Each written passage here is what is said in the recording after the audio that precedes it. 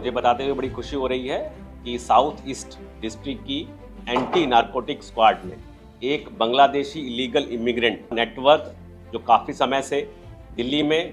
और खाली दिल्ली में नहीं बाकी राज्यों में भी इलीगल इमिग्रेंट ट्रैफिकिंग कर रहा था, उसका भंडाफोड़ किया है। कि भंडाफोड़ के अंदर हमें करीब 47 इलीगल इमिग्रेंट डिटेक्ट किए और उनके खिलाफ लीगल एक्शन लिया। हमारा इन्वेस्टिगेशन का जो मेन बिंदु था, खाली इलीगल इमिग्रेंट ही डिटेक्ट करना नहीं था, बल्कि पूरा इकोसिस्टम, कौन इंडियन एजेंट उनको लाने में मदद करता है, किस रूट से वो डंकी रूट से आते हैं, कौन यहाँ पर उनको एम्प्लॉयमेंट देता है, शेल्टर देता है, और सबसे इम्पोर्टेंट कि कौन उनके फेक आधार कार्ड या इंडियन डॉक्यूमेंट बनाता है जिसके भरोसे वो यहाँ पर आगे का जीवन यापन करते हैं। तो इस पूरी श्रृंखला में हमने इंडियन एजेंट्स भी गिरफ्तार किए हैं, 5 इंडियन एजेंट्स जो इनको मदद करते थे अलग अलग तरीके से, और करीब 33 इलीगल बांग्लादेशी हमने चेन्नई में डिटेक्ट किए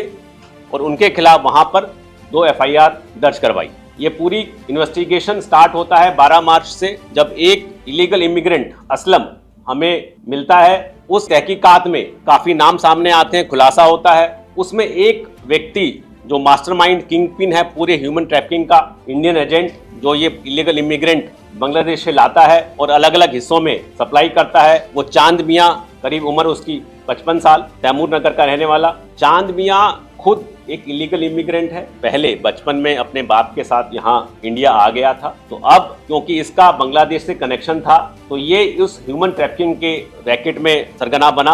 और जैसा कि डिमांड सप्लाई यहाँ पर रहती है उस हिसाब से ये लोगों को वहाँ से लेके आता था, और कमीशन इसका हर एक का अलग अलग रहता था depending upon the demand supply. उसको हमारी टीम ने काफ़ी लंबे तक ट्रैक किया, एक्टिविटी से लेकर technical surveillance,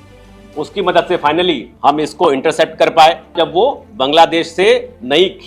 illegal immigrant Bharat ला रहा, ताकि उसको रेड हैंडेड पकड़ा जा सके सबूत के साथ। तो हमने चांद मियाँ और उसके साथ 7 इलीगल इमिग्रेंट पकड़े। उसी कड़ी में जब मालूम हुआ कि कहाँ से वो लेके आता है, कौन उसका लॉजिस्टिक लोकल मदद करता है, तो एक लोकमान जो असम का नालबारी डिस्ट्रिक्ट का रहने वाला है, वो उसको मेघालय बॉर्डर पर लॉजिस्टिक सप्लाई करता है, गाड़ी अरेंज करता है,